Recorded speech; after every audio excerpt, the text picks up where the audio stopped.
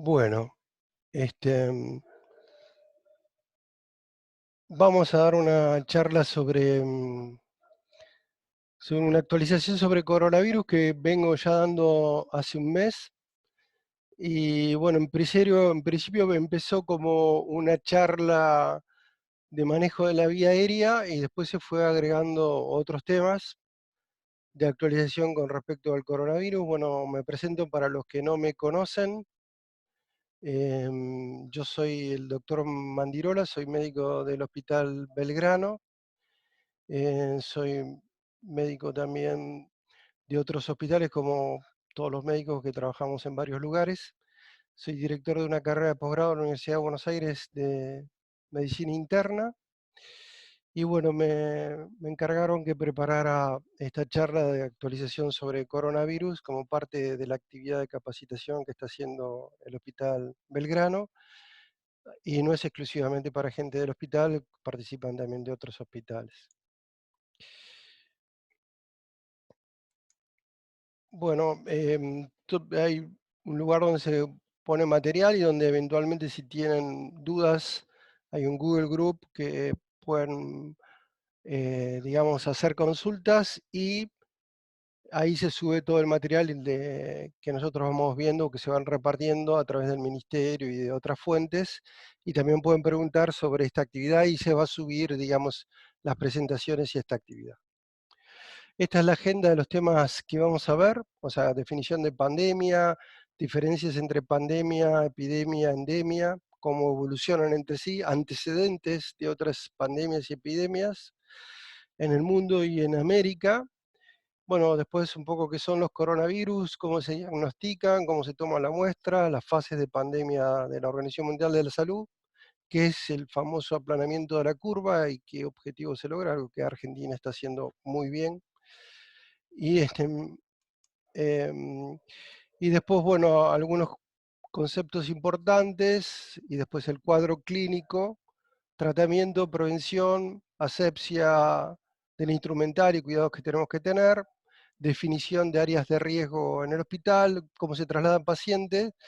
Después, bueno, la parte de ventilación y ARM, que era lo que originalmente daba, pero bueno, se agregaron todos estos temas. Después, cómo se aplica el triage de estar, que no es el triage que hoy hacemos en la guardia, sino para situaciones de desastre en caso de que necesitemos, y cómo se manejan los cadáveres que fallecen con COVID. Esos serían más o menos los temas que vamos a ver. Bueno, la pandemia es una propagación mundial de una enfermedad. Las pandemias ahora son más comunes por el tema del tráfico aéreo, sobre todo las pandemias de origen respiratorio, como es esta del coronavirus, y se esparcen de una manera nunca antes vista. O sea, vamos a ver otras epidemias en la historia y otras pandemias que también se expandieron mundialmente, pero no a esta velocidad. O sea, que es algo que tiene un montón de matices nuevos para nosotros, esta enfermedad. Básicamente son las pandemias del siglo XX o del siglo XXI virales en su mayor parte, y son generalmente, como vamos a ver, la mayor parte de las pandemias son porque se produce un desequilibrio entre la ecología, digamos, del germen y el medio ambiente. O sea, que en caso, como vamos a ver, de otras pandemias, por ejemplo la peste bubónica, hubo un papa que dijo que los gatos eran, digamos, eran el diablo, mataron todos los gatos, y eso generó un crecimiento de la población de ratas, de la Yersinia pestis y de la peste bubónica em, en el siglo XIII, que terminó con la mitad del continente europeo. Entonces, bueno, y en este caso también el salto, digamos, de una especie o el desequilibrio, por ejemplo, del medio ambiente, son también responsables de las epidemias. ¿Qué diferencia hay entre epidemia, endemia y pandemia? La epidemia es cuando alcanza una zona importante a una velocidad importante de la difusión de una enfermedad en una población determinada. Endemias no necesariamente son de tipo infecciosas. En nuestro país, en Argentina, existen varias zonas endémicas, por ejemplo, el hidroarsenicismo crónico regional endémico, es producido por arsénico, que existe en las aguas de varias regiones de nuestro país, o sea, por ejemplo, la zona de Santiago del Estero y demás. Entonces, esas endemias están limitadas a una zona determinada y no necesariamente son infecciosas. Obviamente la mayoría de las endemias, epidemias y pandemias son infecciosas, pero puede haber otras causas. Particularmente esta última pandemia fue originada en Wuhan, una ciudad china, en el mes de diciembre, aunque hay informaciones contradictorias, aparentemente empezó un par de meses antes, con lo cual es importante porque la velocidad de propagación y de difusión de esta enfermedad es enorme, entonces con lo cual tener un aviso o la diferencia que existe entre una semana y otra es muy importante. Pero bueno, al principio fue el primer lugar, China no admitió la enfermedad hasta que en mes de diciembre. Generalmente las endemias evolucionan en esta secuencia, o sea, endemia, epidemia, pandemia, digamos, de acuerdo a cómo se propaga.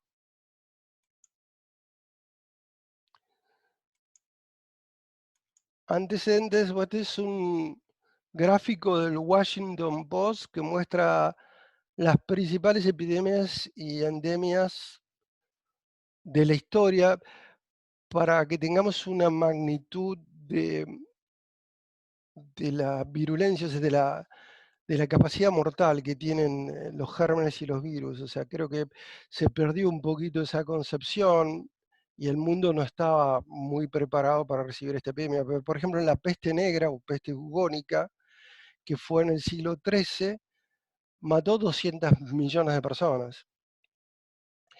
Y como les dije anteriormente, bueno, esta peste se produjo porque el Papa Gregorio IX asoció a los gatos con el diablo, mandó a matar todos los gatos en Europa, y esto generó que una bacteria, la Yersinia, que es una bacteria que vive en la pulga de las ratas, em, se difundiera por aumentar la población de ratas al matar todos los gatos. Entonces, y generó una peste que terminó con el 60% de la población europea en su momento, ¿no? Esta imagen que les muestro acá es cómo se vestían los médicos en la época del medioevo, en la época de las epidemias, ¿no? En esa época era la era premicrobiológica, no existía. Y lo que se ponían acá los médicos, algo similar a un barbijo, donde ponían sustancias aromáticas, o sea, por ejemplo, flores de lavanda, para no sentir tanto el olor cuando iban a atender a los pacientes. En esa época los médicos pensaban que, que digamos, las enfermedades, la peste, estaba relacionada con un, digamos, una complicación del aire o una enfermedad del aire, ¿no? Porque sentían el olor, pero bueno, no tenían ni idea exactamente de qué pasaba. Y acá un poquito las pestes del siglo XX y del siglo XXI, la más grande fue la del siglo XVIII, que se conoce como la fiebre española. En realidad, de española no tiene nada, o sea, esta fiebre nació en la posguerra de la Primera Guerra Mundial, y el tema es que todos los países tenían censura de guerra. Por ejemplo, Estados Unidos, o sea, y bueno, siempre todos los gobiernos y todas las administraciones ven o reconocer las enfermedades es un signo de debilidad, entonces los censores de guerra prohibían hablar de la enfermedad. El único país de esa época que no había participado en la Primera Guerra era España, y por eso no tenía censura, por eso se la conoce como la fiebre española, pero en realidad nació en Kansas y mató 50 millones de personas. Para que vean ustedes la diferencia o la magnitud, la Primera Guerra Mundial mató 30 millones, la fiebre española 50. Si nosotros vemos la Segunda Guerra, 60 millones, y acá tenemos otras epidemias del siglo XX, la fiebre de Hong Kong, el HIV, 50 millones de personas. Este, y otras enfermedades como bueno, la fiebre porcina, 200.000 personas. El coronavirus, bueno, esta es una cifra que es del 6 de abril. Hasta ese momento eran 70.000 personas, ahora es muchísimo más, como vamos a ver. Este es un gráfico de la Johns Hopkins University del 15 de abril. En el 15 de abril, para que tengan una idea, infectados había casi 2 millones de personas, digamos, con una mortalidad con 126.000 personas muertas. Esto es del 15 de abril y esta es de hoy, de la misma universidad que reporta, hay 3 millones de muertos. Estados Unidos alcanzó la cifra, perdón, de infectados, 1 millón de infectados. Hay 200.000, casi un cuarto de millón de muertos. Y si nosotros entramos a la página de la Johns Hopkins, vamos a ver acá.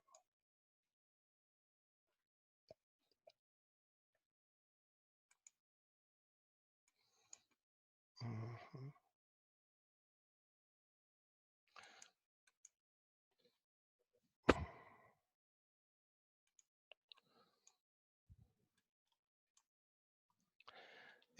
Quería mostrarles, a ver, déjenme un segundito.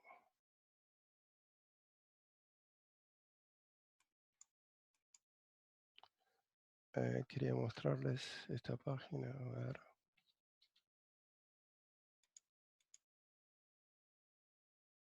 Esperen un segundito que abro acá. Admito a algunos compañeros de ustedes que están en la sala de espera para que ingresen.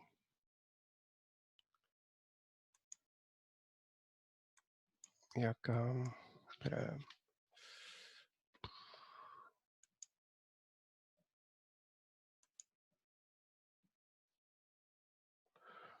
am,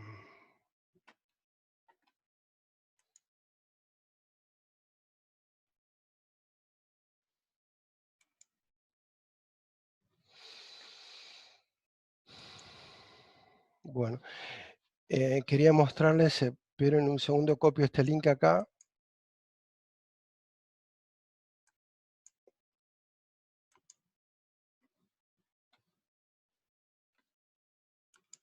En el Google Chrome.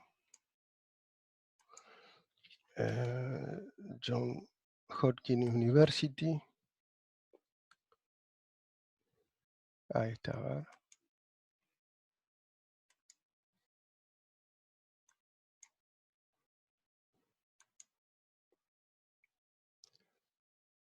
Ya, para ver el mapa de COVID.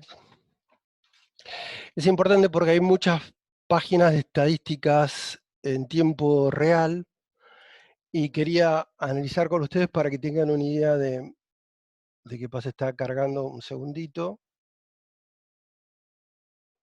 Bueno, estas son estadísticas en tiempo real del mundo entero, ¿no? O sea, con distintas fuentes. Esperemos un poquito que se carguen los datos.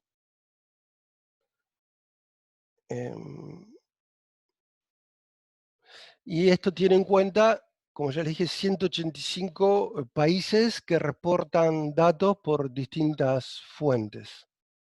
Esperen que admito 4 personas más que están en la sala de espera. Admitir todo, mi amigo.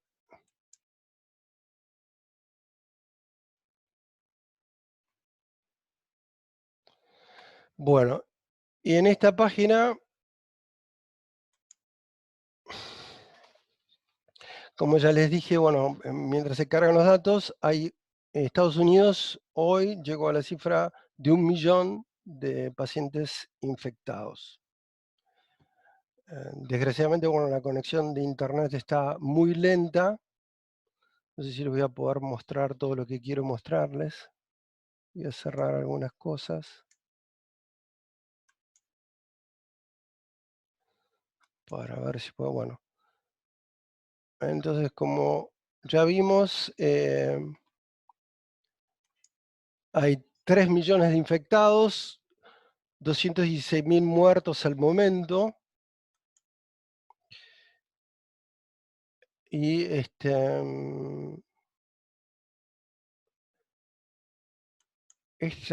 bueno, esta primer página de este primer link de la Johns Hopkins University muestra los casos confirmados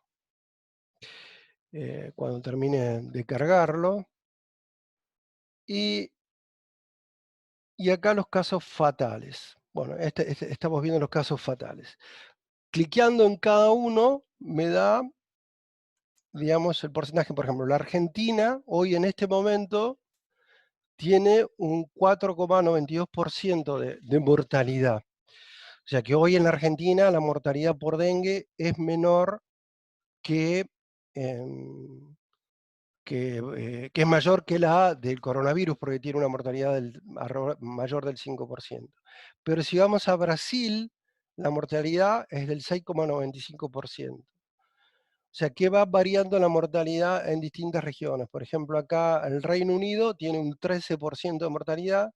Ahí también tuvo que haber un error en la estrategia que, que siguió el Reino Unido para el abordaje de la epidemia. Ellos tenían un criterio de lo que se llama vacunación por rebaño. Dejaron salir al principio a toda la gente para que se infectara, con el objetivo de conseguir una inmunidad social, pero no les dio resultado. Entonces se echaron marcha atrás cuando vieron que se infectaban muchos y que tenían mucha mortalidad. Y hay otros países, voy a ver si aumento un poquito acá, si entro en Europa, por ejemplo, bueno, aquí estamos en el norte de Francia. Bélgica es el país que tiene más alta tasa de mortalidad, un 15,49, más que España. Si nosotros vamos a España, la mortalidad en España es mayor que en Argentina, es 10,26%, pero en Bélgica 15,49%. Esto también depende de lo que cada país considera una muerte por coronavirus. Por ejemplo, en España, las muertes por coronavirus son aquellos que fueron confirmados el diagnóstico. Y en Bélgica, cualquier cuadro, aunque no tenga una PCR positiva y que sea compatible clínicamente como coronavirus, se lo contabiliza como coronavirus. En Alemania, por ejemplo, que tiene, igual Alemania hizo una política muy buena con respecto a, bueno, Suiza un 5,8%, Alemania mucho menos, 3,93%. Alemania considera muerto por coronavirus cuando no hay ninguna comorbilidad. Por ejemplo, si vos tenés un infarto y además tenés un coronavirus y te moriste, Alemania no te contabiliza como muerte por coronavirus, porque dice que también tenías un infarto. A diferencia de Bélgica, que para Bélgica, digamos, cualquier persona compatible con un cuadro respiratorio, y con clínica compatible, aunque no se haya confirmado por la PCR, por los datos de laboratorio, se lo contabiliza como muerte. Y de ahí la diferencia entre los distintos países. Si vamos, por ejemplo, para China, bueno, China reporta distintas tasas, como bueno, China tiene 1.000 millones de habitantes, la zona más densamente poblada de China es la costa, al interior de China es prácticamente un desierto, o sea, todo el mundo piensa que toda China es súper poblada, ¿no? La zona igual, bueno, son 1.000 millones de habitantes, pero la mayor densidad de población está en la zona sur, en Beijing, y sobre la costa, ¿no? Acá la Hubei, que es la que está ahora también en cuarentena, ellos tuvieron un rebrote en este momento, y vemos en las distintas ciudades chinas, Hangzhou, la mortalidad. Estoy tratando de ver si encuentro a Wuhan, que está por acá, pero no tengo suerte de encontrarlo. Está más bien. Ah, esperen que agrando un poco a ver si tengo más suerte.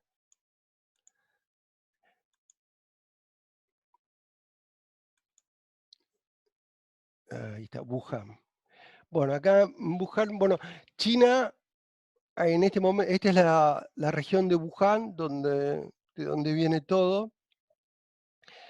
Ellos al principio reportaron una mortalidad del 2%, ¿no? Después, bueno, se sinceraron un poquito más y ahora dicen 6,62%. Pero bueno, lo que quiero decir es que estas cifras tienen variaciones, pero igual de todas maneras indican una terrible virulencia. Bueno, volvemos a la presentación. Si la encuentro ahora, esperen que minimizo esto. Bueno, entonces volvimos a la presentación y acá tenemos otra página que también reporta, que se llama World Meter. Esta es de la Organización Mundial de la Salud y de distintas organizaciones y de las Naciones Unidas, y reporta, digamos, distintas estadísticas que brindan las fuentes de los Ministerios de Salud de 200 países. Y acá vemos, bueno, las tasas de mortalidad de los casos presentados. Es muy similar a la de la Johns Hopkins University. Bueno, y hay advertencias que fueron hechas por varias personas. Uno de ellos fue Bill Gates, que advertía en el 2015 ya sobre el riesgo. Esperen que voy a admitir más gente que está en la sala de espera.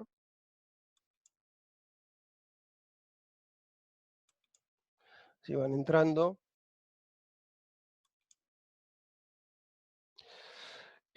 Advertían distintos personajes. Bueno, esperen que les tengo que dar. Por un tema de seguridad no dejo entrar a todos sin que me pidan permiso, entonces por eso tengo que andar dando acceso a cada uno. Un tema de seguridad de todos, ¿no? Porque eh, tienen que inscribirse y tengo que conocerlos, o sea, tengo que darles el ok para que ingresen, para que no ingrese cualquiera y no corramos ninguno de nosotros riesgo, porque también hay virus informáticos, además de biológicos. Entonces,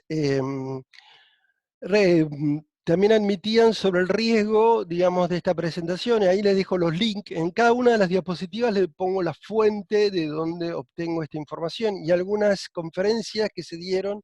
Ya Bill Gates en el 2015 advertía sobre el riesgo de los coronavirus y sobre lo poco preparado que está el mundo para este tipo de situaciones. Y bueno, de hecho, sucedió. Esta es digamos, una de las diapositivas que yo más digamos, que más me llamó la atención, bueno, que todas las pandemias requieren, digamos, conductas sociales también de protección. No sirve, digamos, desde el punto de vista inmunitario y desde el punto de vista de control o cuidado, la protección individual. O sea, si yo me lavo las manos, pero los demás no se la lavan, o sea, yo tengo que cuidarme y tengo que cuidar a los demás y tengo que los demás, hacer que los demás se cuiden y nos cuidemos entre todos. O sea, recuerda de, digamos, también digamos, estimula la solidaridad y estimula, digamos, algunos conceptos que estaban un poquito perdidos en la sociedad, digamos. O sea, protegerse de las pandemias y las epidemias requiere conductas solidarias, requiere, digamos, que, bueno, si yo me quedo todo el alcohol para mí, pero los demás no tienen alcohol para lavarse, también me pongo en riesgo yo. O sea, que conductas egoístas tampoco funcionan. Y bueno, sobre esto advertía ya Bill Gates hace unos años atrás, y sobre la falta de preparación, digamos, y sobre la poca atención y presupuesto que se le estaba dando a la salud pública, que es la única forma que controla este tipo de cosas. Como ya vieron, esto tiene más mortalidad que las propias guerras, o sea, que más mortalidad que la Primera y Segunda Guerra Mundial. Y bueno, esto hace que las pandemias sean un elemento importante a tener en cuenta. Me parece que hay 2 personas más en sala de espera. Admitir. Creo que sigo.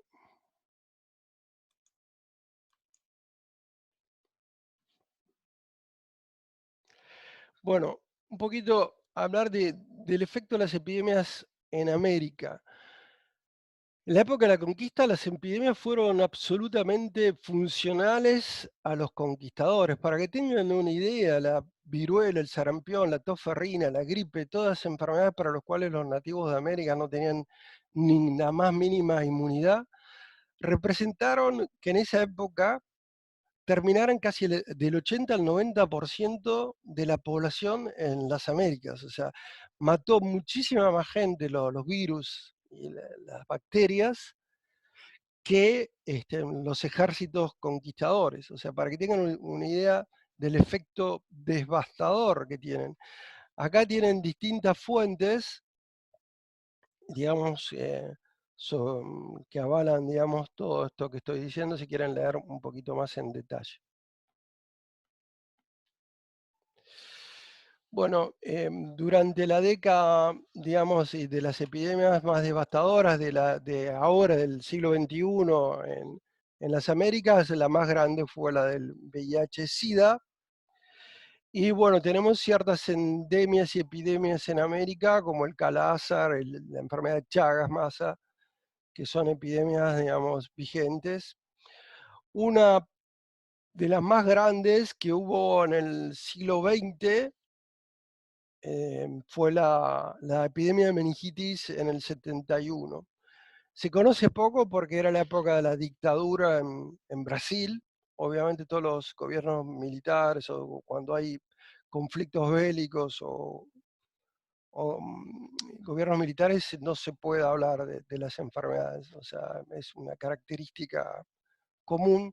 Así que se conoce poco porque la censura en Brasil de esa época no permitía que se hicieran estadísticas o se conociera sobre la enfermedad, pero se estima que fue la epidemia de la era moderna que mató más gente en América del Sur. Em,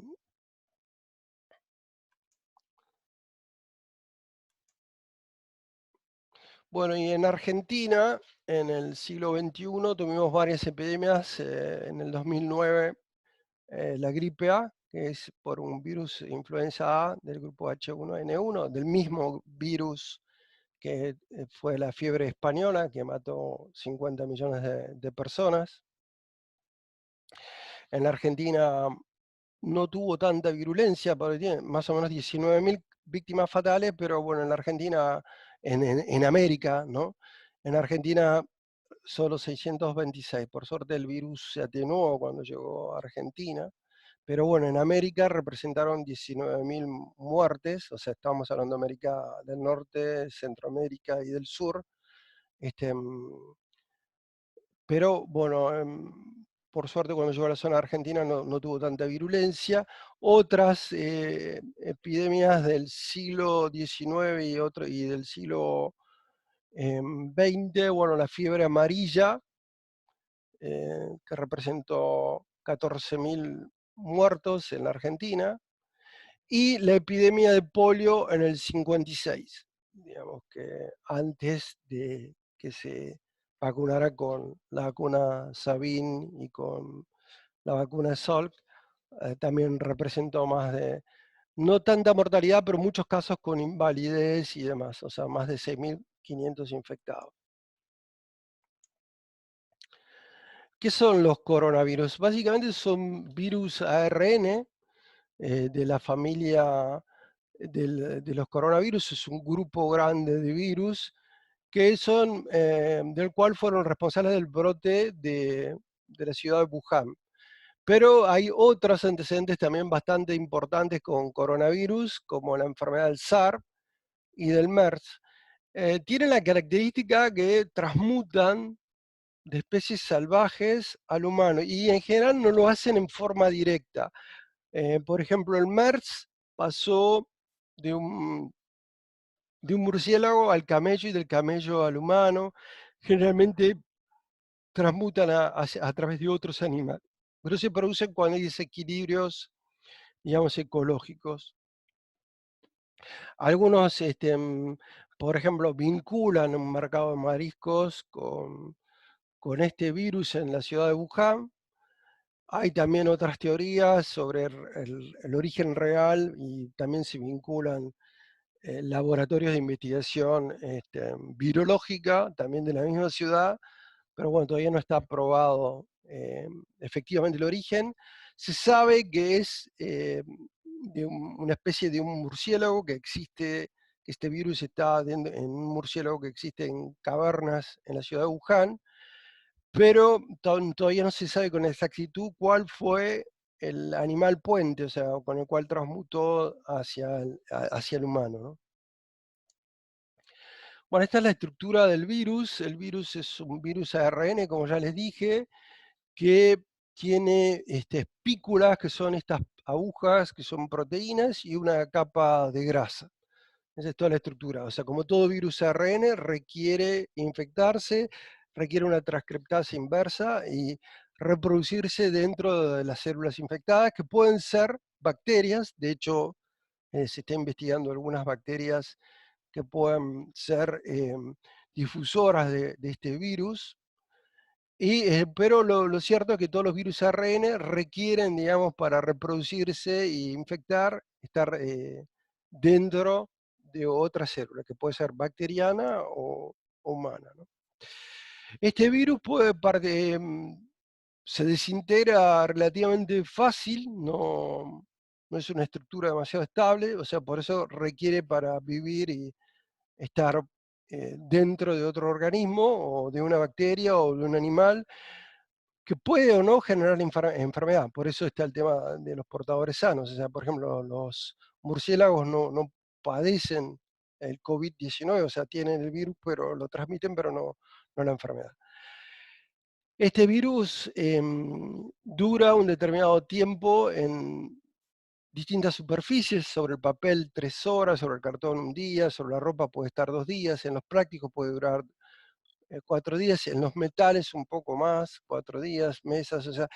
Y lo importante, que es un virus básicamente de contacto, o sea, que el virus se apoya en superficies. Si bien sale de la vía respiratoria, están las microgotas de flujo y demás, el tiempo que el virus está en el aire es muy poco.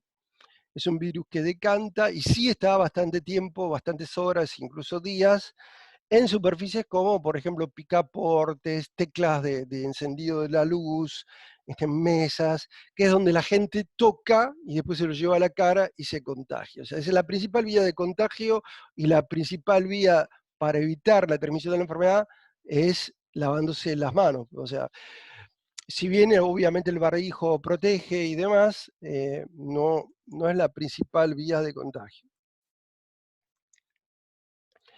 ¿Cómo se diagnostica? Bueno, básicamente hay distintos métodos de diagnóstico de certificación. El que más se usa en adultos es el hisopado nasal. En chicos se usa el aspirado nasofaringio. Pero bueno, se puede también por lavado bronquialveolar o por toma de tejidos. La toma de tejidos y cultivo es más para los pacientes fallecidos. Y requiere, que esto sí es muy importante, que el personal de salud que vaya a intervenir en estos procedimientos tiene que tener equipos de protección personal grado 3, o sea, la mayor grado de protección, barbijo N95, antiparras, guantes, camisolines que tienen que ser hidrorrepelentes, digamos, para permitir la protección. Esto es cómo se toma la muestra. La muestra se toma a través de un hisopado de faringe nasal y bucal. Esto es como se ingresa. Lo importante es que el palillo del hisopo tiene que ser plástico, no de madera, y no tiene que usarse algodón, sino nylon o dacron, o sea, digamos, para digamos, la toma de la muestra. Y ustedes ven cómo ingresa este palillo hasta el fondo de la faringe, a través de la nariz, y también se hace a través de la boca. Si sopa, se rota varias veces con bastante ganas y después se pone en el medio de cultivo para el laboratorio. Y bueno, para el laboratorio se utiliza la certificación diagnóstica gracias a Carrie Banks Mullins, que identificó esta técnica de reacción en cadena de polimerasas que permite, digamos, a través de las polimerasas, ampliar sectores del virus que permiten luego su identificación. Em, Esto más o menos tiene varios ciclos, la técnica de laboratorio, y este es Cary Bank Mullins, que fue premio Nobel de Química en el año 93, que es el que describió esta técnica, y es la técnica que nos permite el diagnóstico de certeza de esta enfermedad. Lo que tiene acá a la derecha es el equipo que se usa en el laboratorio para las PCR, para hacer este estudio de amplificación de cadenas de polimerasa. Esto es bueno, cómo se hace todo el proceso de toma de la muestra, de puesta en el medio de cultivo y de identificación de la secuencia de nucleótidos que permite identificar al virus. Esto, por ejemplo, en el Instituto Malbrán se identificó el genoma completo y se identificaron en Argentina 3 cepas totalmente distintas. A través de genética se puede hacer la trazabilidad, saber el origen. Se sabe, gracias a estas investigaciones del Instituto Malbrán, que una cepa viene de Asia, otra de Europa y otra de Estados Unidos, totalmente bien identificadas genéticamente. Es un trabajo del Instituto Malbrán de Buenos Aires, que es un laboratorio de super excelencia. Tengan en cuenta que de ahí salieron premios Nobel como César Milstein y demás. O sea, no es un laboratorio cualquiera, es un laboratorio súper avanzada, a pesar de que está en un edificio que se cae a pedazos. Pero bueno, es una de las pocas buenas cosas que tenemos en Argentina desde el punto de vista microbiológico. Bueno, y acá un poquito revisando las fases de la pandemia. Desde el punto de vista de la Organización Mundial de la Salud, las epidemias y pandemias tienen 4 fases. La fase 1 era fue en la Argentina o en la Ciudad de Buenos Aires hace 5 o 6 semanas atrás. O sea, fue el primer caso. La fase 2 es cuando ese caso que viene de afuera empieza a contagiar personas. Entonces siempre en la fase 2 hay que buscar el vínculo epidemiológico. Es importante también porque en las fases, cuando cambian las fases de la epidemia, también cambian todos los protocolos y la forma de hacer diagnóstico, la forma de las conductas médicas, cambian todas de una fase a otra. En este momento, la ciudad de Buenos Aires, toda la zona del AMBA, o sea, conurbano bonaerense y la ciudad de Buenos Aires está en fase 3. No está todo el país en fase 3. La mayoría de las ciudades del país no lo están, pero digamos casos comunitarios de fase 3 hay muchísimos en el conurbano y en Capital Federal, y todavía no, se espera entrar en la fase 4 de epidemia para fines de mayo, principios de junio. Esto se está enlenteciendo mucho más ahora, como vamos a ver en otros gráficos, gracias digamos, a que se tomó una conducta precoz importante, no precoz, sino en forma adecuada y con bastante anticipación con respecto a la cuarentena, que es una medida espectacular, como ahora vamos a ver. Y justamente esto es lo del aplanamiento de la curva. Lo que se trata con la medida del aislamiento, confinamiento o cuarentena es disminuir la cantidad de contagios, algo así tan simple y tan importante. Porque los desastres, digamos, en la mayoría de los sistemas de salud ocurren cuando el sistema de salud se ve sobrepasado, cuando entran muchos casos de golpe. Si ustedes ven, digamos, el aplanamiento de la curva hace que el brote tenga digamos, una incidencia en el impacto sanitario mucho menor. Si nosotros tomamos la capacidad de atención hospitalaria, imagínense una línea de este nivel, acá en esta parte de la curva la capacidad de atención está absolutamente sobrepasada. Y acá el sistema de salud puede responder. Y esto es directamente proporcional a la cantidad de muertes que se suceden. Incluso muertes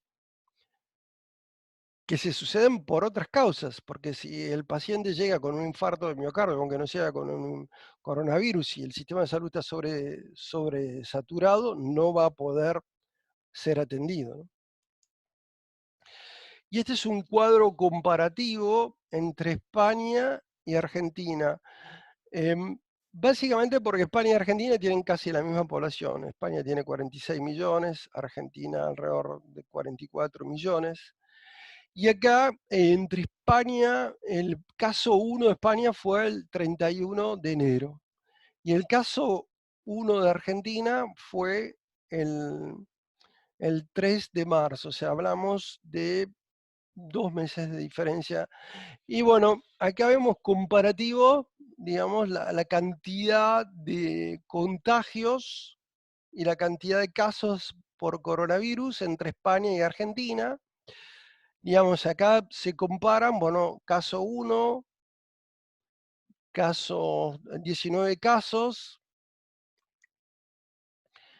Bueno, y cómo España no entra tarde en el confinamiento, Argentina decide, digamos, en forma muy anticipada, empezar con la cuarentena y con un efecto espectacular. Si ustedes ven en la incidencia de casos, nosotros en este momento estamos en 3.000 casos y ustedes vean en España 130.000 casos, 200.000 casos. O sea, este es un... Y básicamente la única diferencia que hay acá es la cuarentena, digamos, entre un sistema y otro. O sea que en ese sentido, cuando comparamos países, es terrible la incidencia. Argentina también, esta es una página que tiene acá el link que les da, no voy a entrar porque internet está muy lenta, a mí me gustaría mostrarles la página, pero recién intenté con la de la Johns Hopkins University y, y no pude mostrarles, pero bueno, después ustedes entran a estos links, cada diapo yo trato de ponerles las referencias y las fuentes donde obtengo esa información, pero si ustedes ven, bueno, en la Argentina prácticamente no hay ningún avión volando, ¿no? O sea, estos son todos vuelos, si ustedes después entran en esta página, cliquean en este vuelo y le dice de qué compañía es, de qué aeropuerto salió, el trayecto, todo, de cada uno de estos avioncitos en tiempo real en todo el planeta. Argentina toma una decisión de hacer la cuarentena aérea, o sea, hay muy pocos aviones y prácticamente no hay ningún vuelo comercial volando en la Argentina, un poco más en Brasil y bueno, casi todo Sudamérica, pero si ustedes ven Norteamérica, es terrible. Y esto es terrible también en las consecuencias de salud pública. Ellos hoy llegaron al millón de infectados. Acá ven en Europa, también Europa acepta y utiliza la cuarentena y ven muy pocos, un avión volando por el sur de España, 2 aviones en Italia. Muchos de estos aviones son de tránsito, pasan por Europa, pero van a Asia o van a Estados Unidos y demás.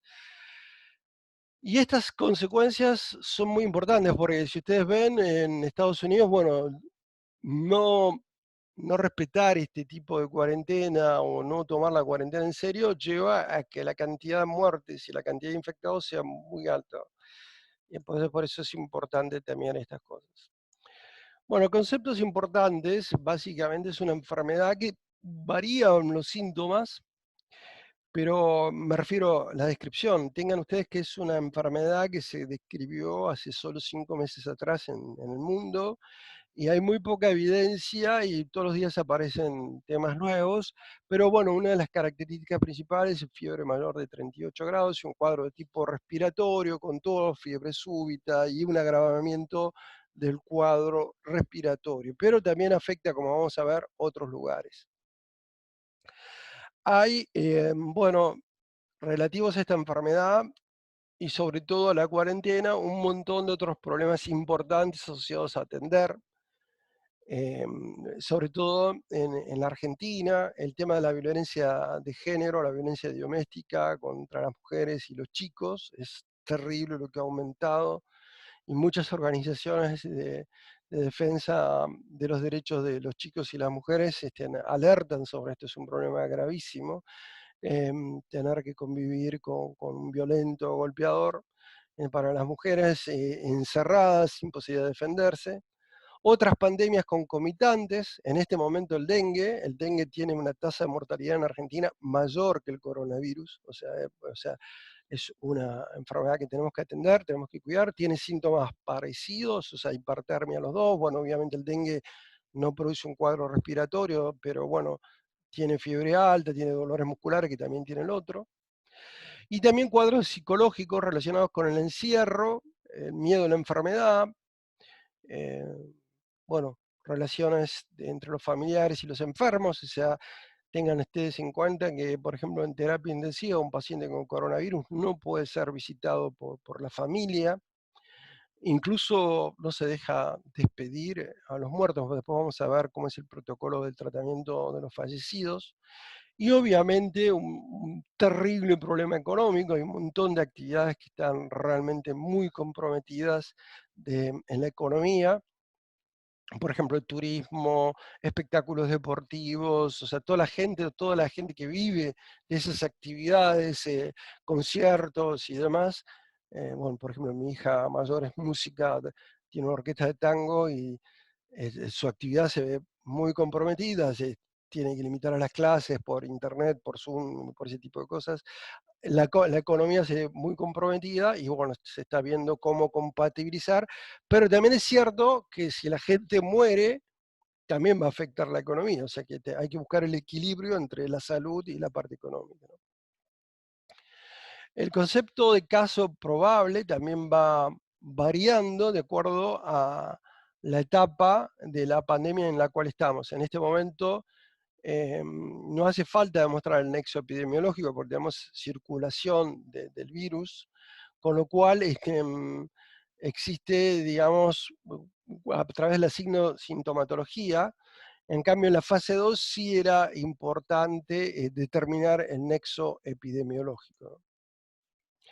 Después, bueno, el concepto de contacto cercano estrecho es aquel paciente o aquella persona que vivió o estuvo en contacto, por ejemplo, en muchas instituciones de salud, los que tuvieron en contacto estrecho tienen que hacer un aislamiento para no seguir contagiando y difundiendo la enfermedad. Pero puede no solo estar en contacto con el paciente, sino también con secreciones respiratorias, fluidos corporales, o de pacientes o de fallecidos sospechosos. Los conglomerados, que son cuando hay más personas, digamos, que manifiestan una determinada enfermedad y que pueden contagiarse. Y los conglomerados básicamente se ven en instituciones como por ejemplo los institutos carcelarios, cuarteles, barcos, por eso y tienen un tratamiento epidemiológico distinto, digamos, por ejemplo, si hay uno o dos casos en un crucero, bueno, se tiene que hacer un aislamiento, digamos, una cuarentena de todo el barco, y otro tanto sucede con los geriátricos, cárceles o lugares donde hay aglutinamiento de gente. Bueno, vamos a ver un poquito del cuadro clínico. Todos los autores, acá les dejo distintas fuentes, dividen la enfermedad en 4 etapas: estadio 1, estadio 2, estadio 3 y la curación. El tiempo de evolución en días, desde el periodo de incubación hasta el final, más o menos es unos 22 días y la persona en donde se resuelve el caso o fallece. El periodo de incubación es una semana. En este gráfico, en este esquema, perdón, en la línea 2, tienen los días que dura cada etapa, o sea, el estadio 1 dura aproximadamente una semana, un poquito más. Estadio 2 sería hasta el día 14 o 15, el estadio 3 hasta el día 21, y después o se resuelve o pasa la información en la enfermedad y demás. Y acá tenemos, bueno, el periodo de incubación, y a partir de que comienzan los síntomas, son 17 días de sintomatología. Y las distintas pruebas de laboratorio. La PCR, la reacción en cadena de polimerasa, se empieza a dar positiva desde el periodo de incubación. Una cruz, después se va positivizando más, hasta 3 cruces, y después empieza a bajar. Y cuando termina la enfermedad, eh, se negativiza, o sea, la PCR.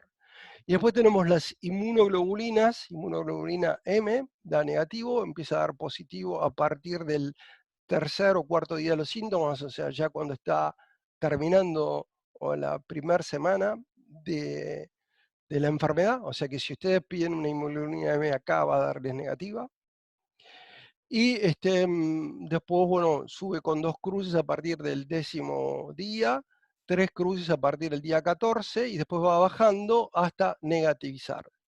La inmunoglobulina G, digamos que este es el test que están usando en este momento en la Argentina, que lo llaman test rápido, que por ejemplo en las distintas estaciones, que no tiene obviamente criterio diagnóstico, es para estudios epidemiológicos. Cuando hacen el famoso test rápido, lo que miden es la inmunización, pero no si está enfermo o no, porque ustedes ven que con la inmunoglobulina G da negativo prácticamente hasta cuando recién empieza a dar positivo en el estadio 3.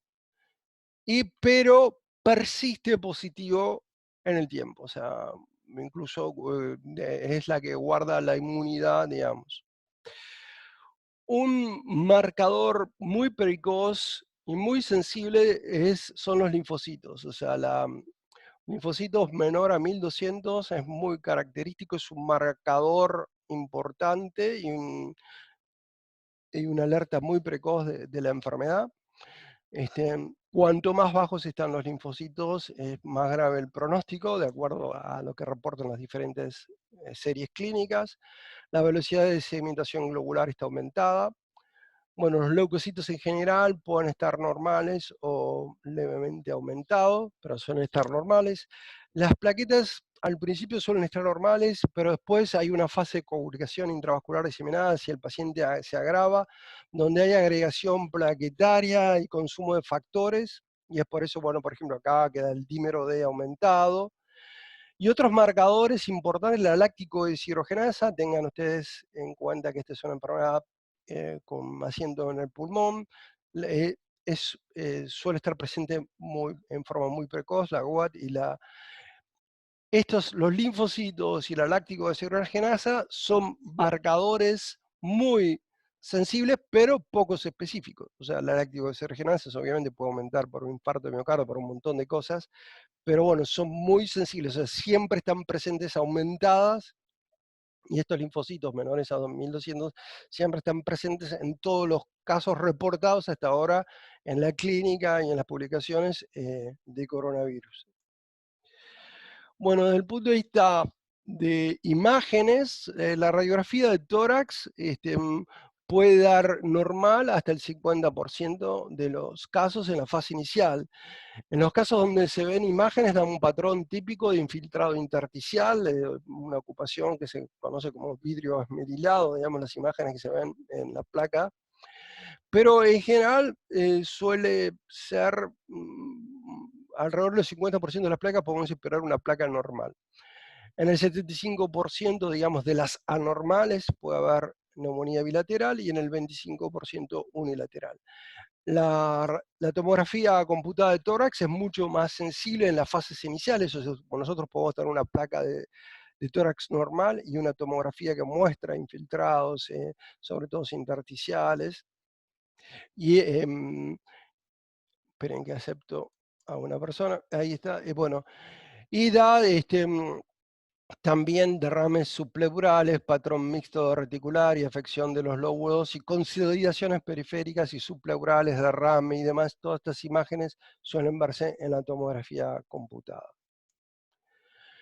Bueno, los síntomas, como dijimos, en la incubación es variable, pero bueno, hasta 7 días. Hay otros síntomas importantes a tener en cuenta, como son la pérdida de olfato y el gusto, son síntomas muy precoces. Fiebre existe en el 83% de los casos, tos en el 82% de los casos, dificultad respiratoria en el 30%, y otros síntomas asociados a esta enfermedad, descritos recientemente, rash, mialgias, síntomas digestivos y adenopatías, digamos, como síntomas clínicos.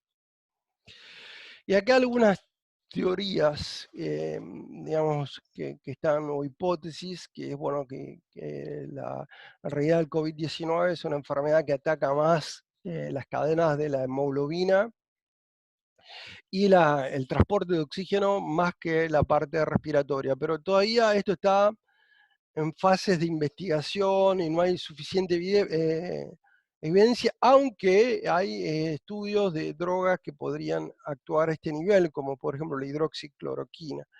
¿Qué es lo que hace a nivel de la hemoglobina? O sea, no se ha podido demostrar que este virus, que el coronavirus, ingrese al glóbulo rojo, pero de alguna manera, como produce coagulación y destrucción y hemólisis, o de alguna manera influye sobre la hemoglobina, todavía no está claro cómo.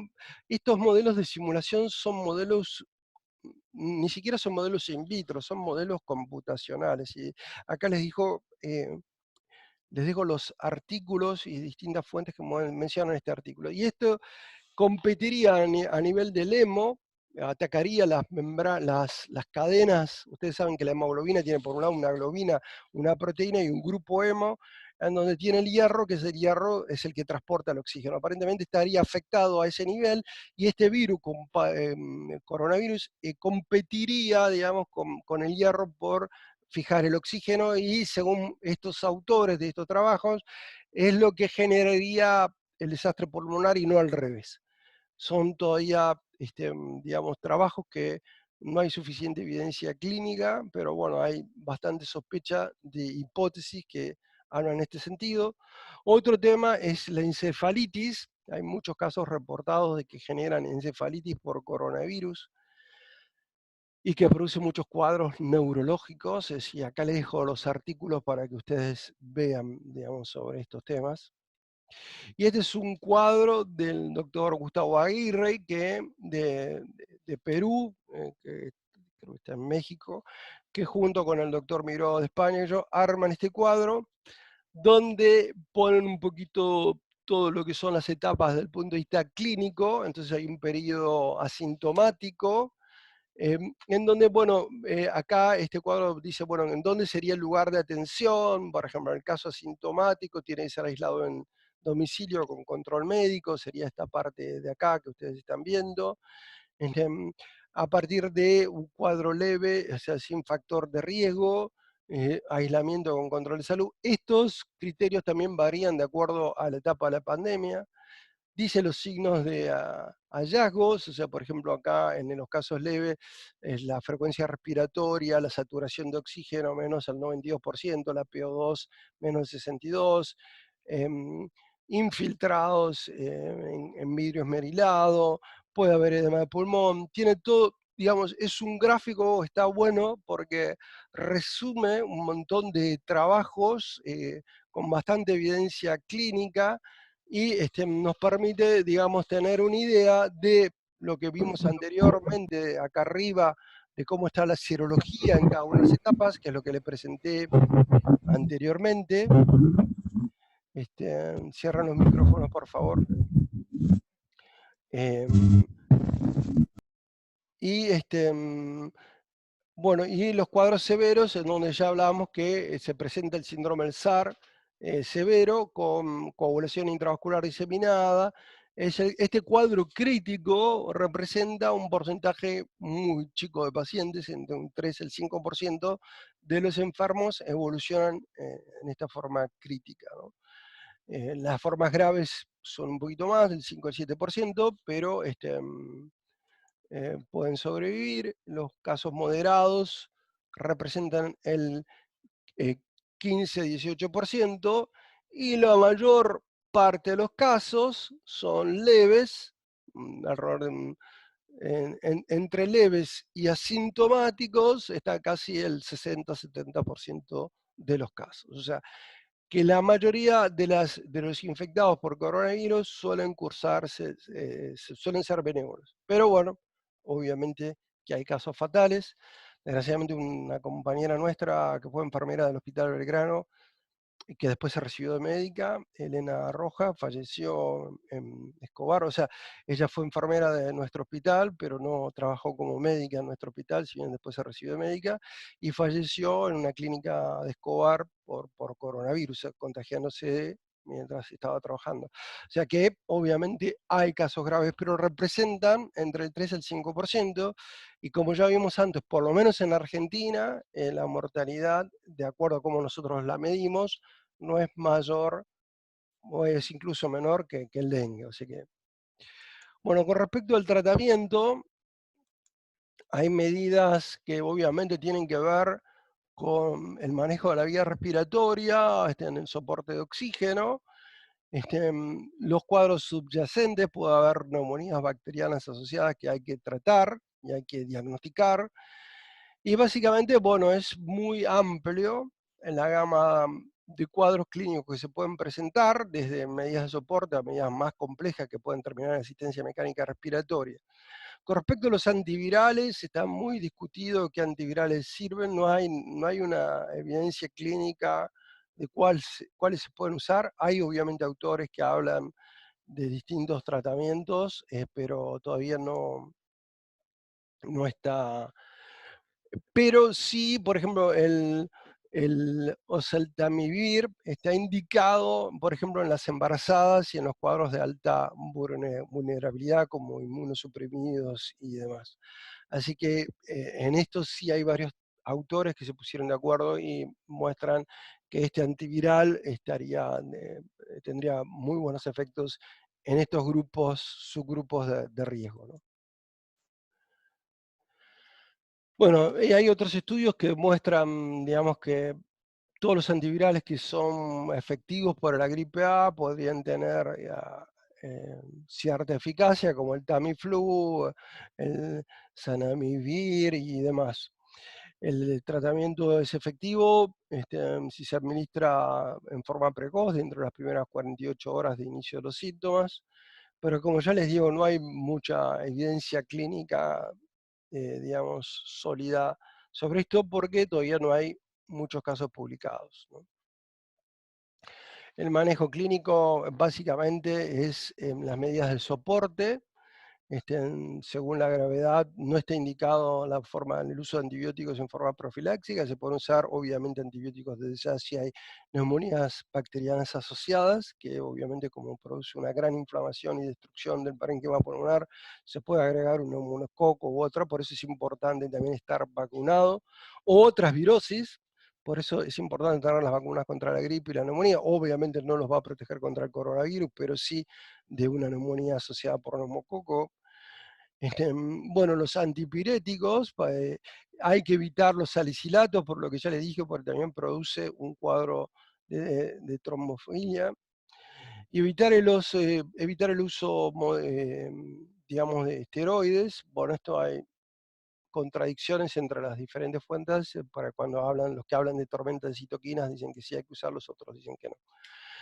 Bueno, la importancia básicamente es la de hacer un triage y de las medidas que efectivamente funcionan o que son significativamente efectivas en la sociedad. Una es la cuarentena y otro es el aislamiento y el control de las distintas áreas a nivel del hospital.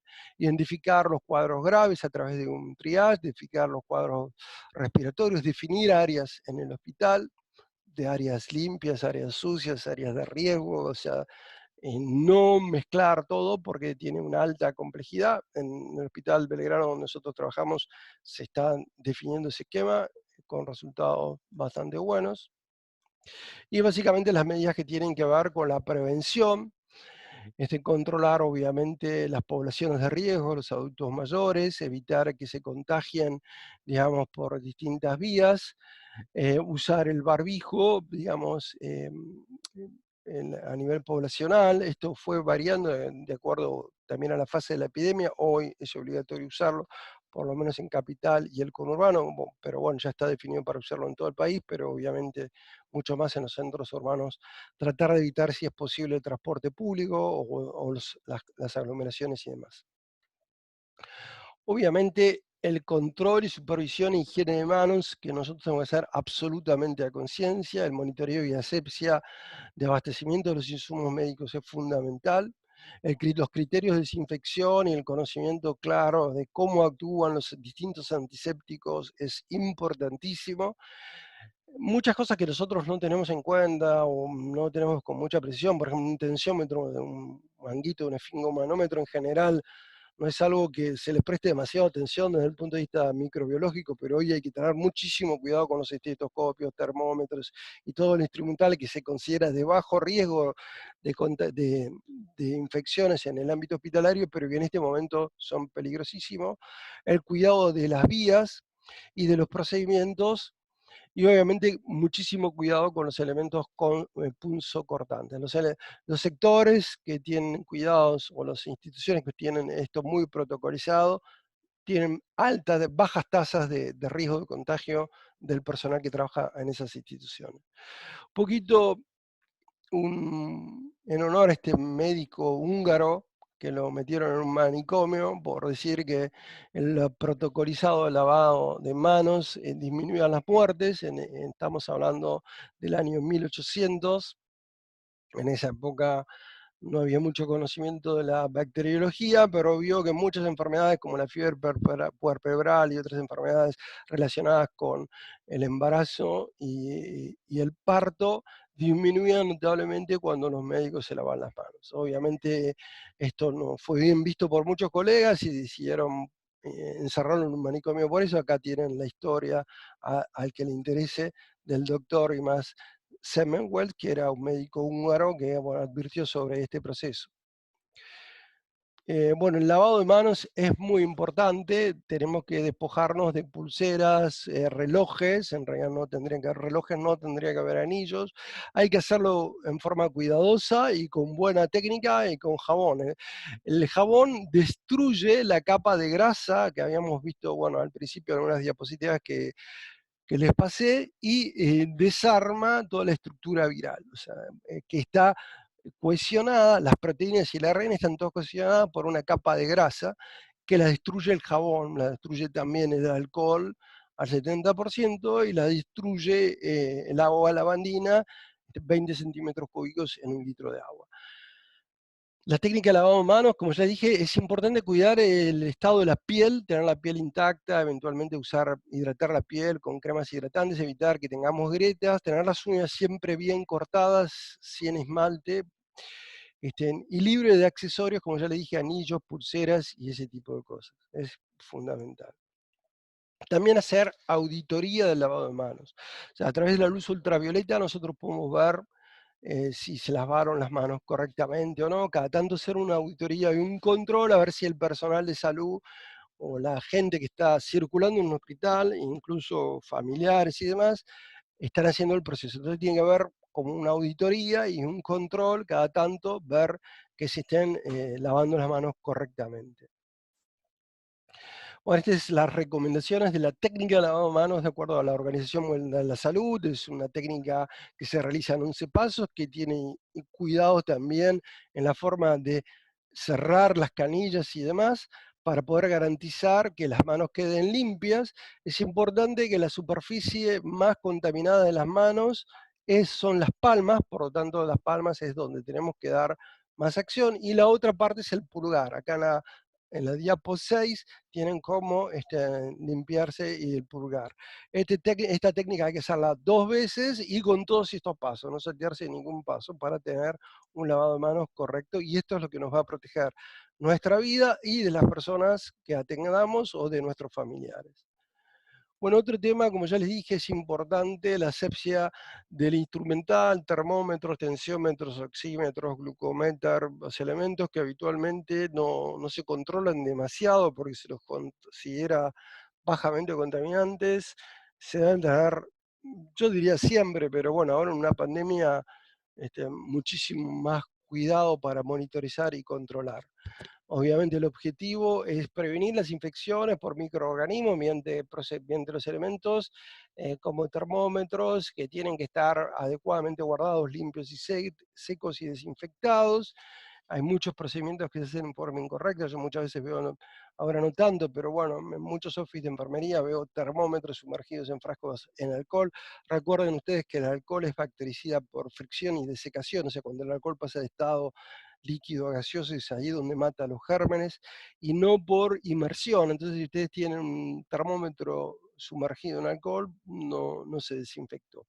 Es importante que guardarlo también seco y en un lugar limpio, y si es posible usar termómetros de tipo infrarrojo, ¿no?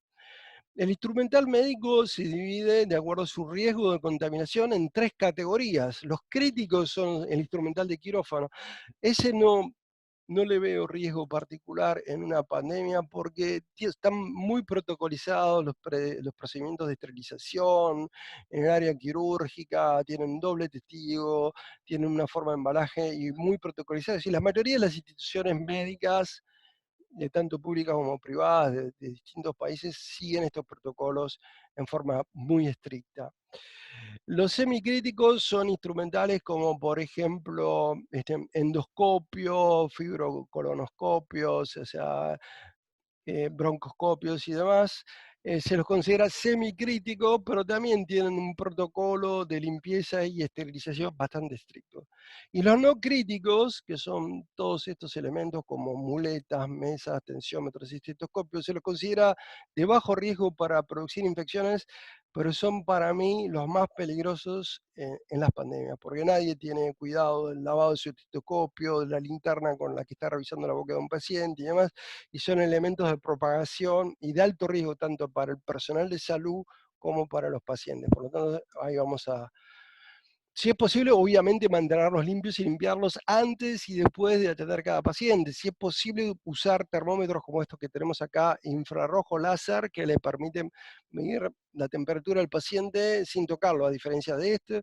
Siempre limpiar los oxímetros antes y después, lo mismo con el estetoscopio, lo mismo con el magnito del esfingomanómetro y lo mismo si vamos a usar un glucómetro.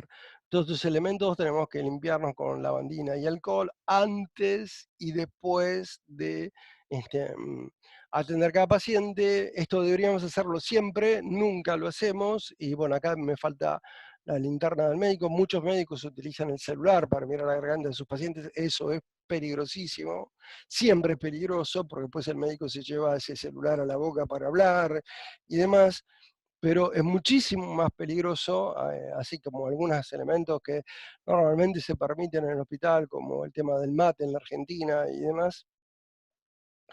Hoy, en el contexto de una pandemia, es peligrosísimo tomar mate, reunirse dentro de un hospital público. Acá vemos algunos elementos, como por ejemplo usar bolsitas descartables para el estetoscopio, o sea, además de limpiarlo y demás, poner o dentro de una manopla, o dentro de un guante, o dentro de una bolsita específica para ese fin, el estetoscopio, revisar esto, desecharlo y después limpiar el paciente, limpiar el estetoscopio antes y después de revisar cada paciente. Esto normalmente, desgraciadamente, no lo hacemos, tendríamos que hacerlo siempre, pero hoy, en el contexto de una pandemia, es muchísimo más grave.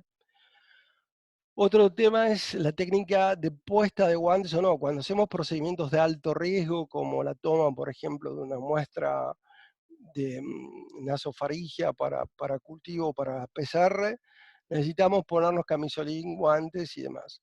Es importante la técnica de colocación, pero más importante es la de cómo nosotros nos extraemos los guantes. Entonces, acá vamos a revisar la técnica de extracción de guantes.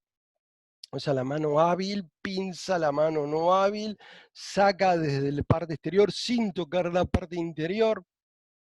En el punto 3 retiramos la mano, el guante queda dentro del otro guante y luego ponemos en el punto 4 por debajo, sin tocar la parte exterior del guante, los dedos de la mano que nosotros sacamos y envolvemos y desechamos en el punto 5 y 6 el guante al final de sacarlo. Esta es la técnica correcta, hay que practicarlo, o sea, obviamente la gente que tiene habilidad quirúrgica, las especialidades quirúrgicas no tienen problema, pero los que somos clínicos, dermatólogos, pediatras, cardiólogos, esta técnica la tienen que practicar.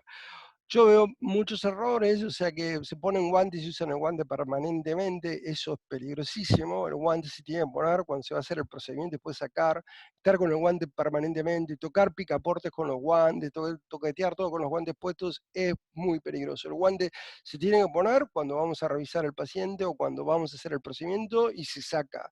No se puede estar viviendo con el guante puesto permanentemente tocando todo. Es más peligroso que no tenerlo, no nos protege y además contaminamos todo. Entonces, ese tipo de cosas tenemos que tener cuidado. Así como nos tenemos que vestir para hacer un procedimiento en la vía aérea. Tiene que haber un camisolín hidrófugo, antiparras, si es posible también un protector facial que falta aquí, adelante, barbijo N95, que ahora vamos a hablar un poquito más, camisolines hidrorrepelentes para fluidos, doble pares de guantes de nitritos, botas si es posible, o sea, esta es la forma de vestirse. Con respecto a los barbijos, este es el barbijo quirúrgico. El barbijo quirúrgico tiene 3 capas, obviamente es el que, como su nombre lo indica, se usa en las cirugías. En la cirugía se, se usa y funciona en una sola dirección. A diferencia del N95 que filtra en ambos sentidos, el barbijo quirúrgico está diseñado para que el médico durante el acto quirúrgico no contamine el acto quirúrgico, pero no para proteger al médico.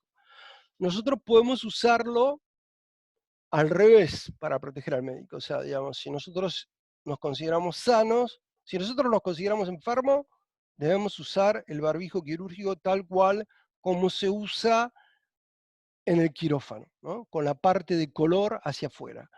Pero si nosotros nos queremos proteger, tenemos que usar el barbijo al revés. La parte de color hacia el médico, o sea, mirando hacia adentro, y la parte blanca hacia afuera.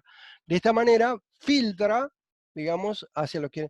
Y si el paciente está contaminado, le tenemos que poner como usa el barbijo el médico en el quirófano. Entonces, siempre usar la parte azul hacia afuera para el paciente infectado, la parte azul mirando al médico y la parte, digamos, azul mirando al médico en el caso de la persona sana. Acá tienen, digamos, les dejo un link de una presentación para que ustedes puedan ver en más detalle esta técnica.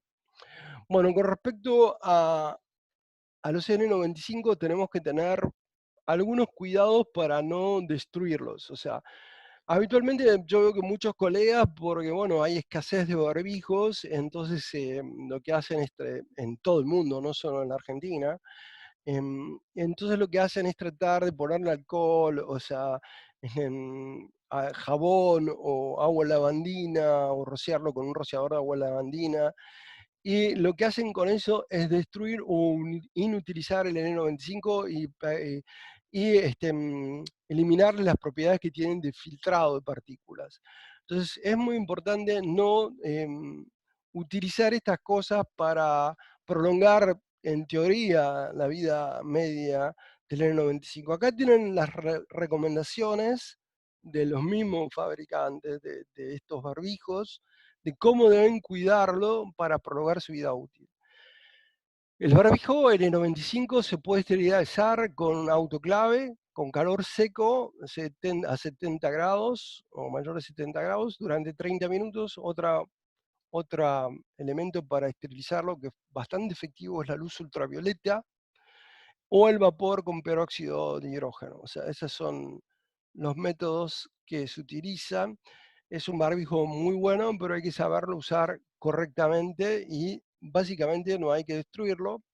Y solo se debe usar para los procedimientos complejos en vía aérea, cuando vamos a intubar a un paciente, cuando vamos a atender a un paciente y vamos a estar trabajando muy cerca de él. En esos momentos tenemos que usarlo y no permanentemente usarlo. Cuando terminamos de usarlo es posible reutilizarlo, este barbijo, porque obviamente es un elemento costoso y que hay pocos, entonces tenemos que cuidarlos mucho. Se debe guardar en papel, no en bolsa de nylon, y se puede reutilizar. Y tenemos hasta unas 60 horas promedio de reutilización. O sea, 60 horas de uso, ¿no? O sea, entonces ustedes tienen que anotar en ese papel cuánto tiempo lo usaron. Cuando llegan a las 60 horas lo tienen que descartar.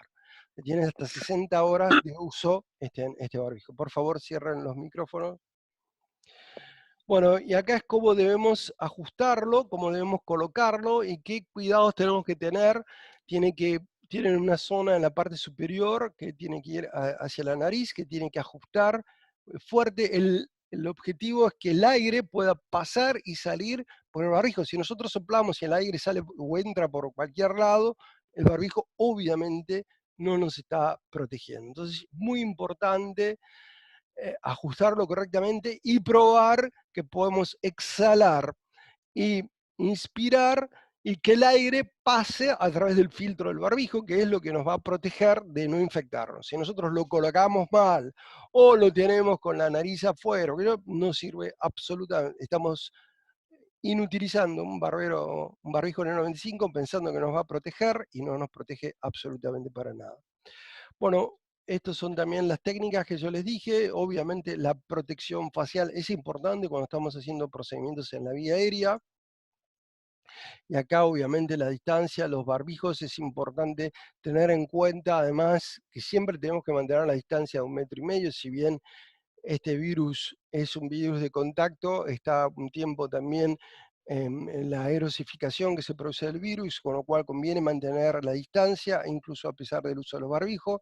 Obviamente, si nosotros sospechamos de un paciente que tiene una enfermedad respiratoria, tenemos que hacerle colocar barbijos y nosotros también tenemos que tener barbijo cuando lo vamos a revisar. Y si vas a hacer un procedimiento en la vía aérea, como por ejemplo un hisopado nasofaringio, tenemos que estar vestido con antiparra, con gorro, con barbijo en el 95, camisolín hidrorrepelente, 2 pares de guantes y botas, digamos. Si vamos a hacer, por ejemplo, RCP o cualquier proceso, o intubación de la vía aérea, o toma de muestras. Es muy importante que nosotros nos vistamos y que mantengamos todo el tiempo que podamos la distancia social. Con respecto a los antisépticos, es muy importante rotularlos correctamente y saber cuál es el mecanismo de acción y cuáles debemos usar y cuáles son efectivos o no, y cuánto tiempo duran. Por ejemplo, una solución de lavandina es muy efectiva, pero en un frasco abierto dura solo 24 horas. Y en un frasco cerrado, como por ejemplo este que tienen acá a la izquierda, dura 48 horas. Por eso es importante saber que nosotros rotulemos en el frasco donde preparamos esta solución, qué tipo de solución tiene, la fecha de preparación y la fecha de vencimiento. Este es un alcohol en gel preparado en la farmacia del Hospital Belgrano.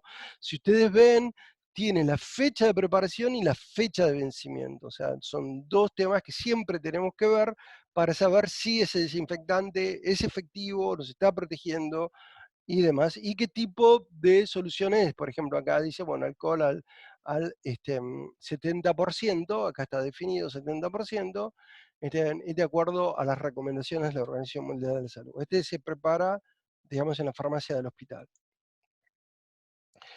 En el hospital es muy importante definir áreas de circulación y áreas de riesgo. O sea, áreas de bajo riesgo, las áreas de circulación o las áreas de alto riesgo no puede circular nadie. En el hospital hay un área de alto riesgo. Tiene que estar rodeada de un área de moderado riesgo. Por esos lugares no puede circular nadie, nada más que el personal que trabaja en esa área. Y obviamente tratar de minimizar y disminuir toda la circulación que se pueda dentro del ámbito hospitalario. Es importante también no solo hacer el triage a los pacientes, sino controlar a todo el personal y a todas las personas, o sea, familiares y demás, que ingresan a una institución, controlarles, hacer un pequeño triage, y si están con algún riesgo, no dejarla circular, o sea, me refiero a algún riesgo de infección respiratoria o algo, no dejarla circular dentro del hospital porque el riesgo de contagio de estas enfermedades es altísimo. Con respecto a los traslados de pacientes en los vehículos de ambulancia y demás, se tienen que tener algunos cuidados. Tienen que usarse una cámara de traslado, digamos, en todos los pacientes con diagnóstico de COVID o con sospecha de COVID, con presión negativa. El personal que lo traslada tiene que estar totalmente protegido, como están en estos casos, con antiparras, con protectores faciales, con todo, o con guantes y demás, como están en este caso. Acá tienen un artículo que habla un poquito más sobre este tema para el que le interese. Bueno, con respecto a la parte de ventilación del paciente, es muy importante tener en cuenta que todos los sistemas de ventilación abiertos esparcen el virus de una manera impresionante y que ahí no hay antiparra ni barbijo en el 95 que te proteja. Entonces, no podemos usar sistemas de ventilación abiertos que normalmente utilizamos como bambú, nebulizadores, bigoteras. Tenemos que usar puff y mascarillas cerradas con reservorio, filtro y, si es posible, conectadas a la aspiración central. Entonces, todos estos elementos están prohibidos utilizar por el tema de la aerosificación, o sea, generan una nube de virus muchísimo más grande de la que puede generar el propio paciente.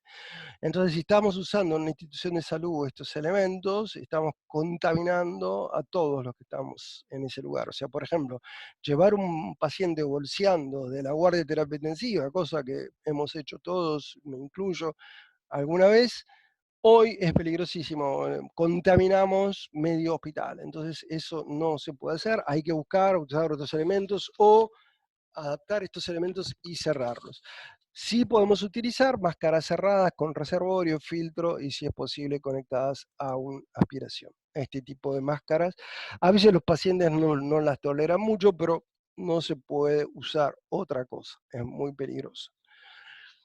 Bueno, tenemos que practicar, como este cuadro produce muchas veces insuficiencia respiratoria severa, requiere, sobre todo cuando llega a la etapa crítica, que gran parte del personal de salud conozca esta técnica, y no solo anestesistas y terapistas o gente que está en el sector de emergencia, sino que todos deberíamos conocer la técnica de intubación orotraqueal.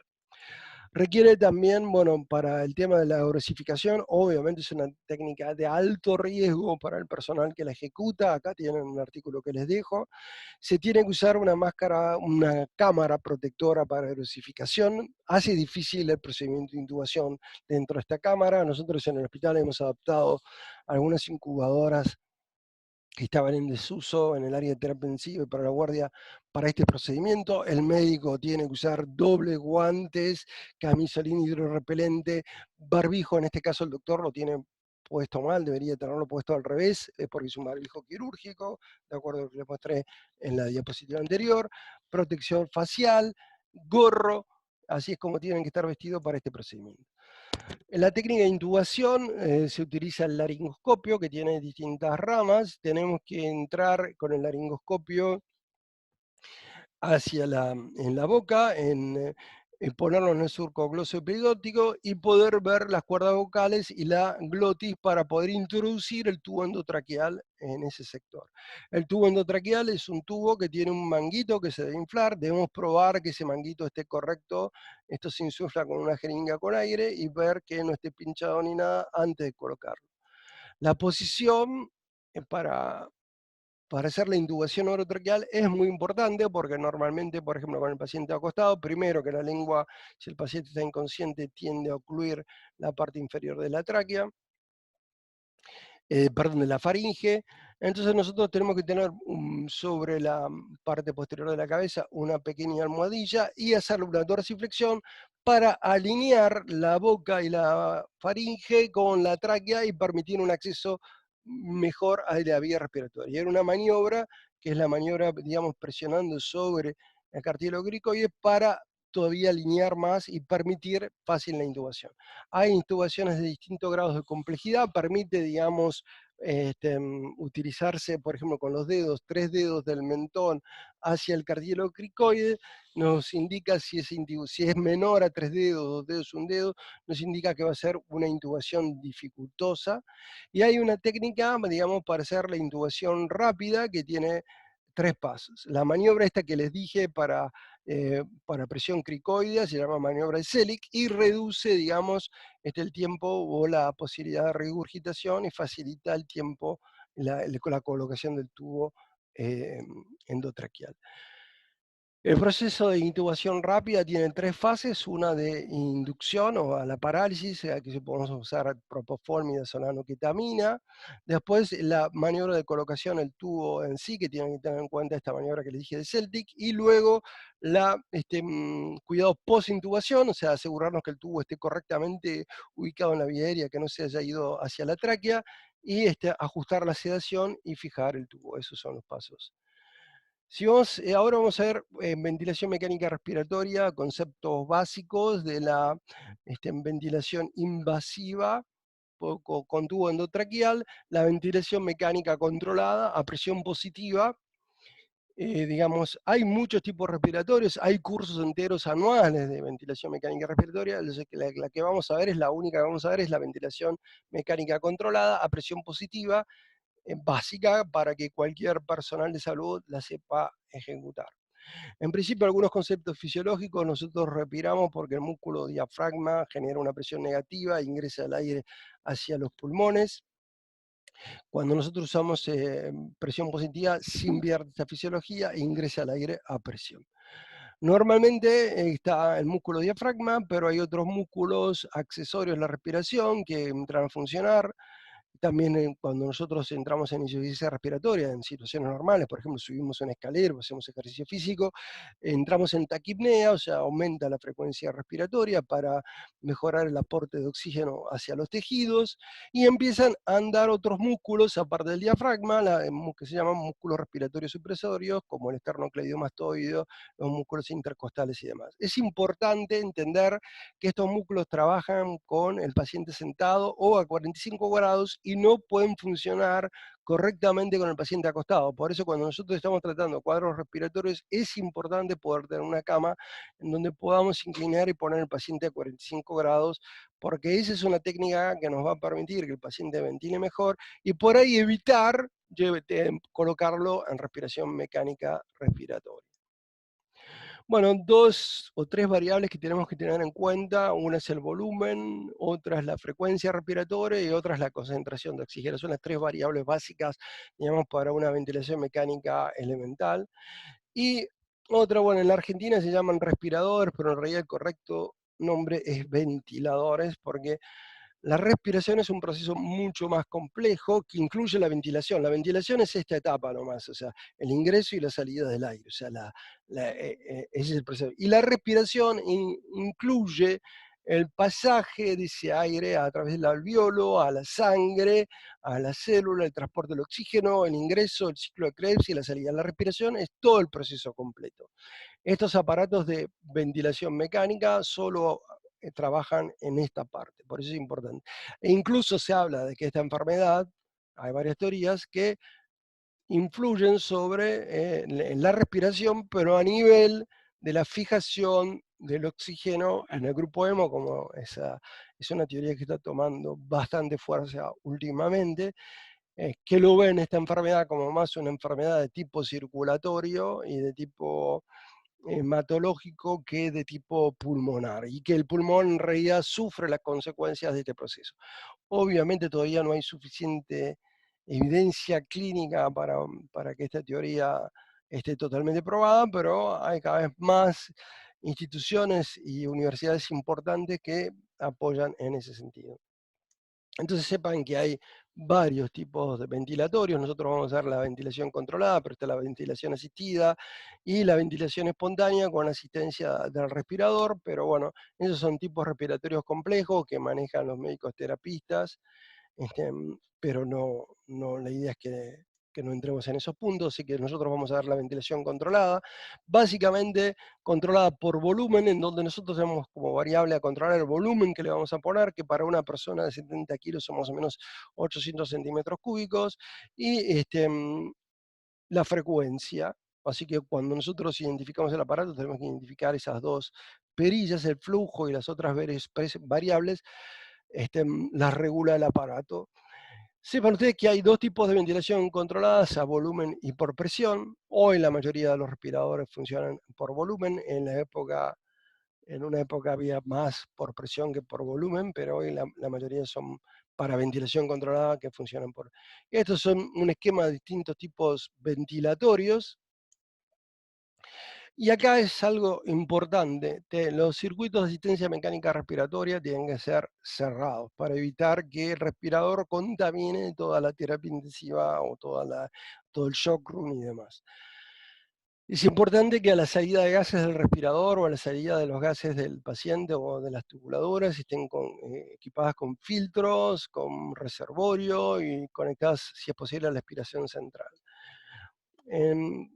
Los únicos que suelen usar circuitos cerrados de ventilación son los anestesistas, porque obviamente muchas veces para inducir a la anestesia utilizan gases anestésicos como el óxido nitroso, y si estos salieran al ambiente quirúrgico se dormirían todos, cirujanos, instrumentadoras, enfermeras y hasta el mismo anestesista. Entonces ellos utilizan sistemas cerrados, pero en la mayoría no usamos sistemas cerrados. Entonces hay que adaptar esos respiradores para cerrarlos. Entonces es importante usar estos filtros, usar reservorios y a la salida, digamos, de gases del aparato de las tubuladuras, cerrarlos para evitar contaminarnos, porque ahí no sirve nada.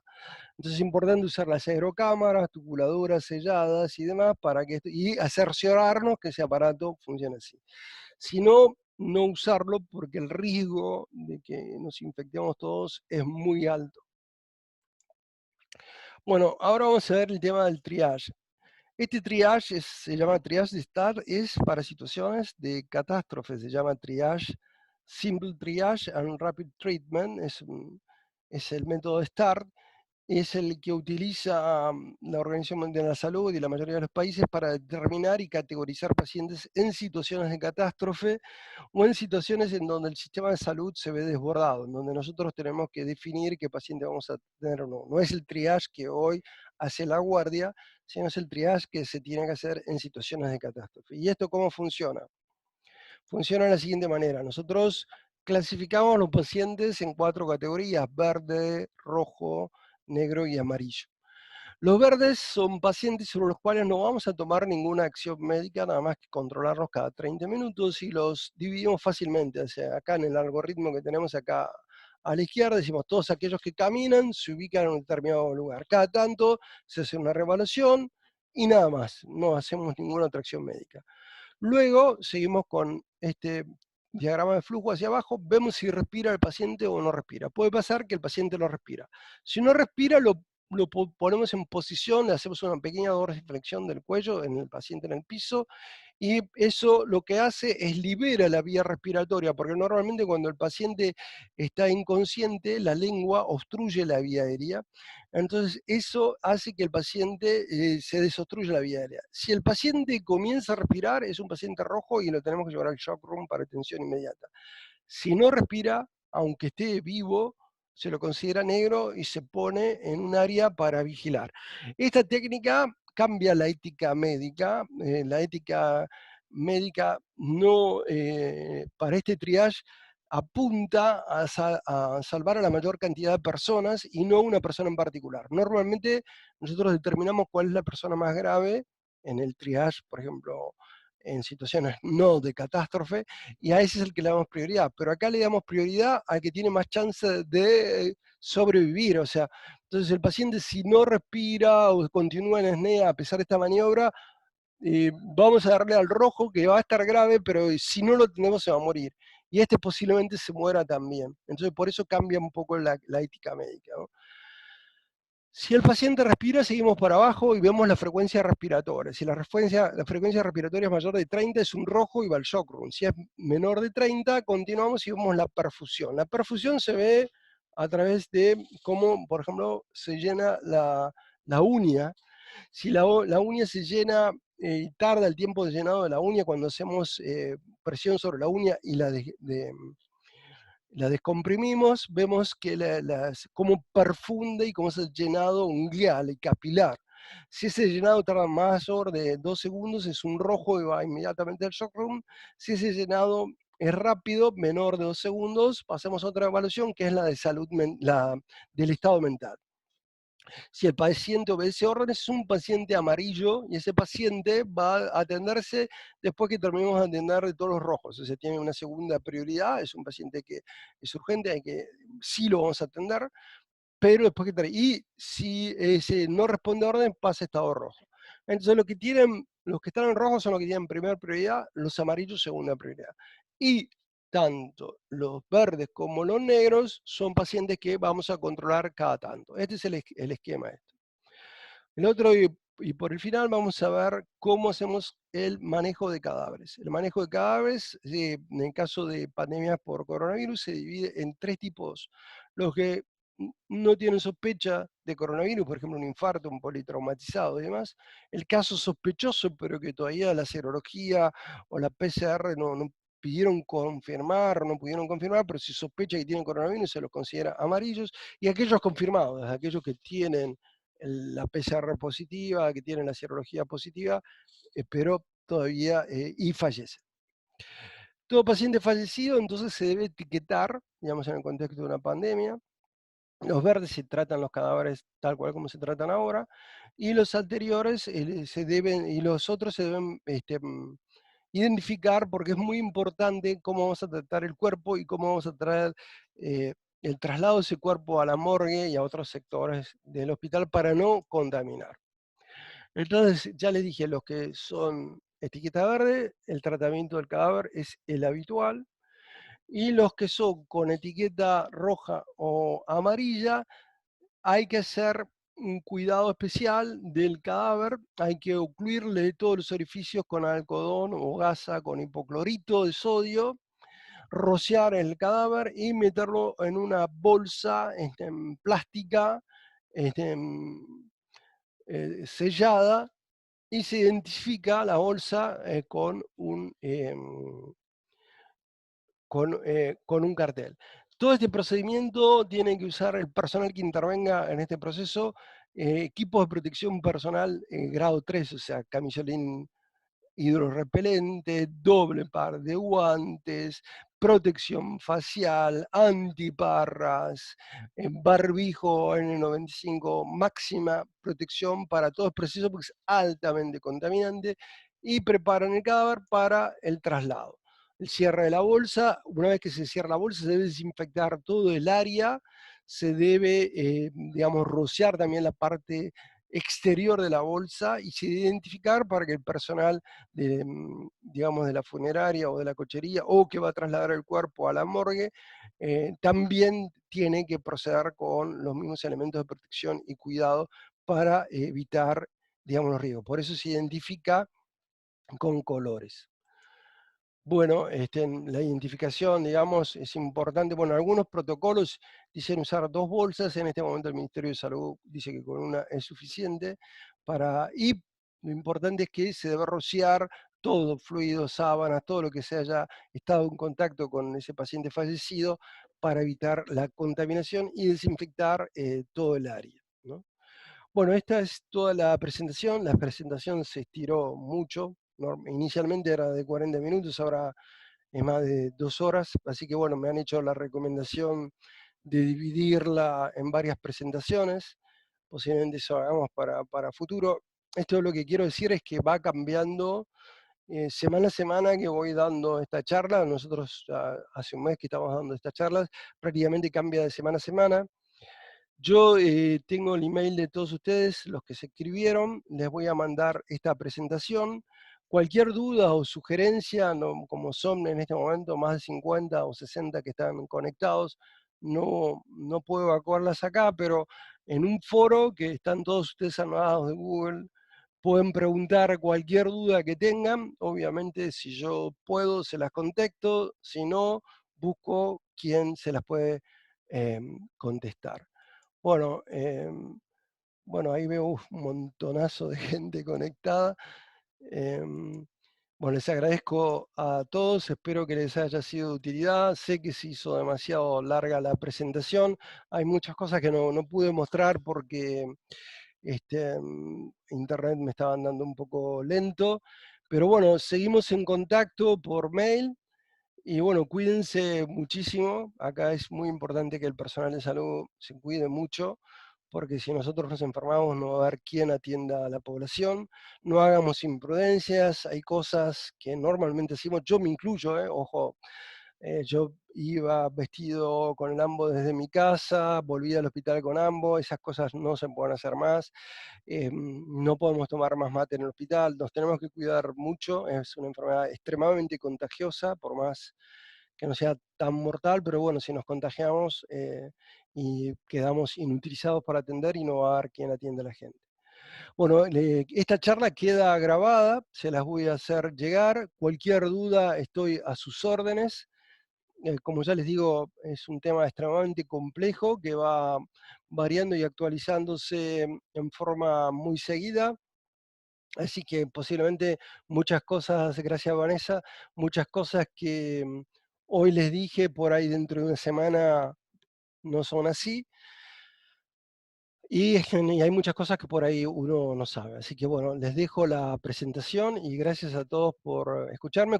Obviamente las preguntas mándenlas por mail al foro a los cuales eh, los invité a participar. Bueno, que tengas buenas noches.